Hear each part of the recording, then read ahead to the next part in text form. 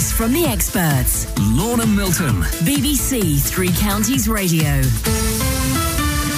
We're entering into dangerous territory in today's Expert Hour, but wouldn't it be great to have the power to be able to tell the truth from the lies, to know what your boss or your partner really thought about you? Do you ever wonder what people really mean when they're talking to you? And are they telling the truth, or is there some hidden message or meaning that you're missing out on? You just don't understand. Well, how do you get to the bottom of what they're really thinking? That is what we're going to find out in today's Expert Hour. Body language can speak louder than words, or can it?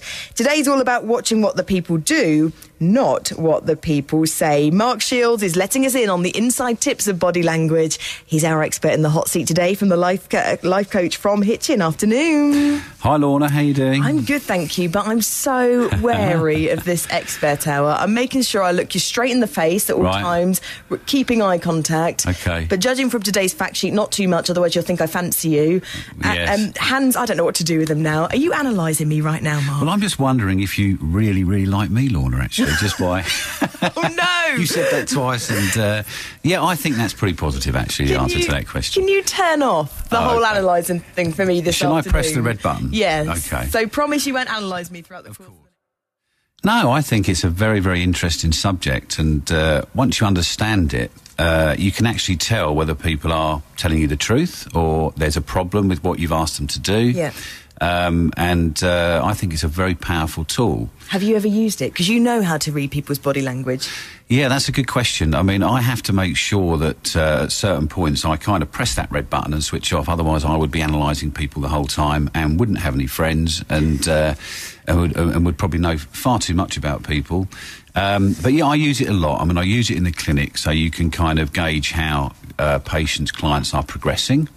I use it sometimes privately when I'm debating something with the bank or whatever to see what the likelihood is of really getting that problem resolved. Yeah. So for me, it's a very, very, very powerful tool. Let's get the background to body language. What's the history behind it? Well, the history behind it really, from my perspective, being into the kind of NLP and life coaching world is... Our founders, Richard Bandler and John Grinder, went out and looked for successful therapists, because back in the 70s there were successes and failures, and the one thing they learned from it is there's an enormous amount of communication that goes on unconsciously, so which therapists weren't picking up on. So, you know, a client might say one thing but be demonstrating another through their body language, so they kind of got closer to it and it formed part of the NLP model. So it's proved very, very valuable within that arena. So when we say body language, are there different types of body language? Yeah, I divide it into two types. There's conscious body language and there's unconscious body language. And we have two minds, okay? So our conscious mind can cope with 4 or 5 bits of information at any one time. Our unconscious mind is the computer. It's us. It houses every emotion, every feeling, every experience. So quite often, consciously, we will say one thing, but we will be demonstrating that we're actually feeling something very different. How would you tell if someone's lying to you and what they're really thinking? Tell me about the unconscious body language, because you can't hide it. No, you can't hide it. And there's on the programme today, we can cover 4 or 5, I suppose, very common scenarios that will help people that we face every day. But the first thing to say is our eyes give a hell of a lot away, okay? The eyes give everything away. So just to give you a couple of examples, you know, if you look for long periods of time into somebody's eyes, that suggests perhaps there's an attraction, okay? If you can't make eye contact with the person that's asked you what time you got in last night, the chances are you're lying, okay? Controlled blinking is often associated with deception and lies, so controlled blinking. And incessive blinking, you know, blinking all the time, is often associated with anxiety or stress. What about if someone lies where their eyes look?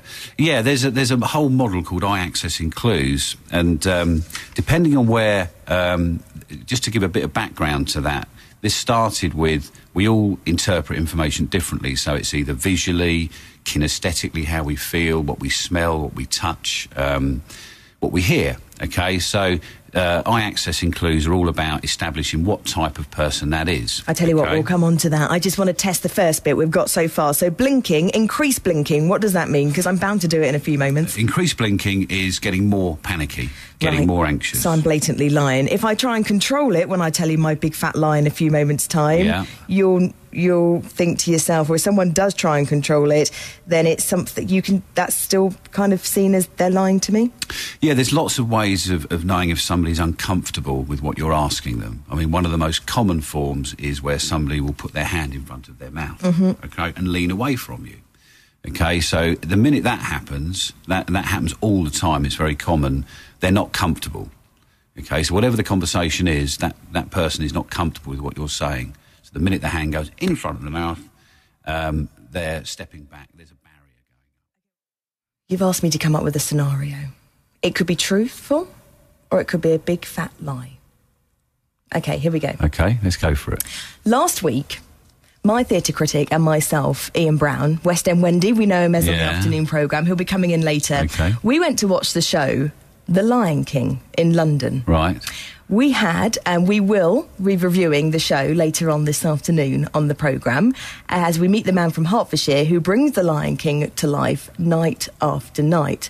However, what made our night even more special, well, not really mine, but West End Wendy's, to be honest, when we sat there in The Lion King, we noticed in front of us a lady with long blonde hair. West End Wendy jumped up and went, do you know who this is? Do you know who this? And I was going, no, who is it? She turned around, I was like, it's Pamela Anderson. And he went, it's Pamela Anderson. And I said, yeah, I know. And then he said to me, he watched the whole of the show. Well, I watched the whole of the show, and West End Wendy watched the whole of Pamela Anderson for the whole 2.5 hours that it went on for. So your body language, okay, throughout that little piece you just did, you're leaning away from me. Okay, so you're leaning away from me. You could be comfortable like that. Yeah, I am quite comfortable. But when people tend to lean away, there's something going on. You've just crossed your legs, which means that perhaps I'm getting close to the truth, because now you're feeling a little bit uncomfortable.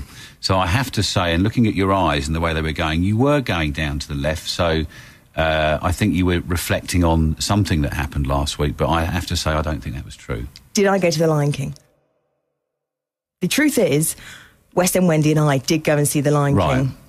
Pamela Anderson wasn't there. Pamela Anderson wasn't there, much to West End Wendy's disappointment. So we've kind of done about the eyes and which way they look. That's all on the fact sheet as well. People's blinking as well, how much they blink, that gives a lot away. But other parts of the body can be read too, in order to see whether someone's really listening, paying attention, and really taking you seriously. So, Mark, talk to us about the feet. The feet, well, if you're, if we're using this in the context, are these people paying attention, listening and sort of taking you seriously? If somebody is sitting with their legs crossed and one of their feet up in the air, the chances are that they're not really into it. You know, they're kind of shuffling around in their seat, looking for when you're going to be finishing with them. What about if their feet are pointing directly towards you? Then they are listening to you and they are receptive to what you're saying. I had a boss that used to walk in, or when I walked, he said, can I see you in the office? He used to walk into his office and he sat in his chair and he would always sit behind his desk and I'd always sit in front of it. And he'd always do that thing of leaning back right on his chair, and then he'd put his arms behind his head like this and he'd be like, mates, what do you think about such and such? And I'd be like, oh, what does that mean? That means he's feeling in a position of complete control. Oh, he was, yeah. He was, yeah. Well, that's exactly right. They lean back, they put their hands behind their head and they're absolutely in control. What about if someone kind of fiddles with their watch? I do this all the time and I don't know, I fiddle with my watch. That's a really easy one, okay, and foolproof. If somebody is talking to you and starts... They might be looking at you, but they just start touching their watch. They're thinking about the time and thinking about getting off. So it's often, how long have I been here? Or they might be getting bored with the session. If I've got a client and they start playing with their watch, I think, right, I need to up my game a bit, because their heads are on the time, and time is money and they know what they're paying for the session. So it's an indicator that they're conscious of what time it is and perhaps where they need to get onto afterwards.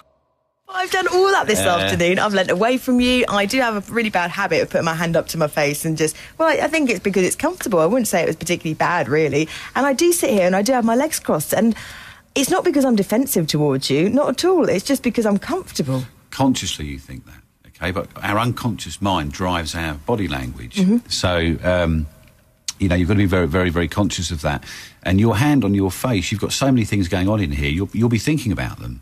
You know, so although you're listening to me and you think you're focusing on me, unconsciously you've probably got 5 or 6 other things going on that consciously you're not aware of at that moment in time. What else with regards to the nerves? A dry mouth is obviously, when someone gets a dry mouth, and you can hear it. You can hear, I mean, I've heard guests on here actually, you can hear their dry mouth. You know, they're nervous.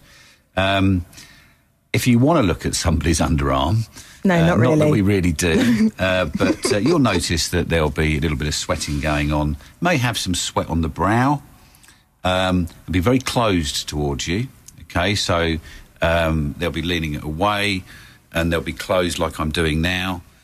There are those well-known news clips that we'll all have seen. For example, the recent one of President Obama doing the slapping, well, not slapping, but kind of putting his hand on the back of the Prime Minister when he came to Downing Street, or even hugging the Queen as well, as the report showed. Yeah, that's a great kind of indicator of, you know, and they'll all be trained like that. All these senior leaders will be trained like that. So they'll always try and lead their guest in, put their hand on their back, open the door and follow them in. Okay, and whoever you watch, that's the way that works. I mean, I remember Obama doing it on his first visit to number 10. Yeah.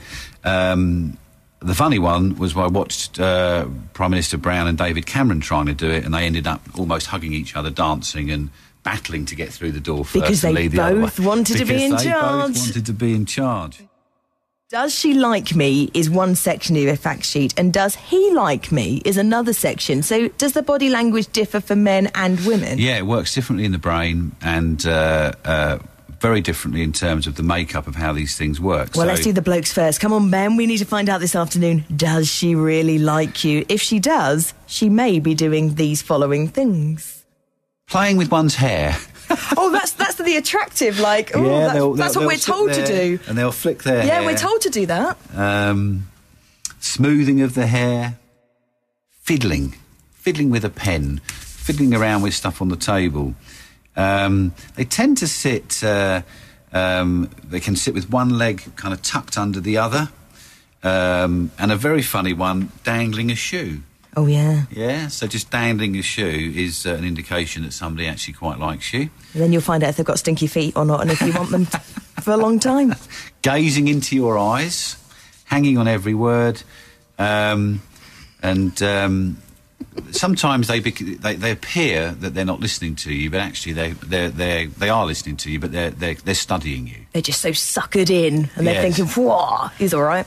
Yeah, probably. Yeah. But the most common is continual smile, continual personal grooming, looking away, looking at you, often looking up to the left to think about what might be, perhaps. It's very, very clear. He's doing it all. I'm in here. That's all I can say. I'm definitely in here this afternoon. But what about the ladies? What should we look out for when it comes to the blokes? Do they really like us? Guys, they tend to kind of play around a bit with their hair and fiddle a bit. Continual straightening of the tie, you know, making sure the collar is right, the tie is right, playing with the shirt or collar. Might complain that it's a bit hot in the room. They become very aware of their own persona and how smart they are, so they'll start smoothing down the arms of perhaps the shirt or the jacket. What about their eyes? Their eyes, men are different. Depending on their levels of confidence and so forth, often they will not have a lot of eye contact, so they'll be looking away, shuffling around, being a bit nervous, and you would notice a dry mouth and a lot of hand in front of the mouth, because the male ego is such that what's going through his mind at that time would be very different to what's going through the lady's time. Mark, I really enjoyed that. Thank you so much for coming in. I'm looking at you in the eyes. I say, Mark, I really enjoyed that. But you keep flicking your hair, Lorna. Oh, I can't help it now. I've learnt the rules. Oh, look at my shoe. It's dangling off my foot. Oh, Mark, quick, get out while you can. Let me just groom my tie. It's all gone very wrong in here. We'll see you next month. Yeah, look forward Thanks to a lot. it. Thanks, Lorna.